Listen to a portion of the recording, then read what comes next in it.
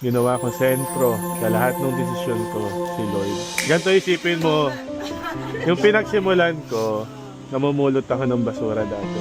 So hindi imposible, walang imposible. Ang ginawa kong sentro sa lahat ng desisyon ko, si Lord.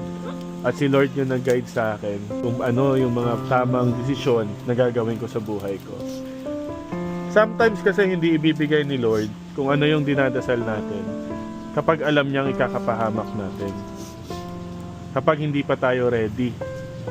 Kapag alam niyang hindi natin mapapaalagaan yung ibibigay niya.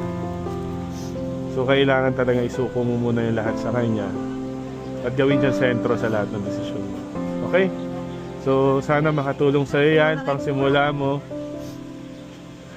Ikaw na bahala at papaalalayan kita kay Kapitana kung ano man mangyari sa iyo sa gagawin mong negosyo.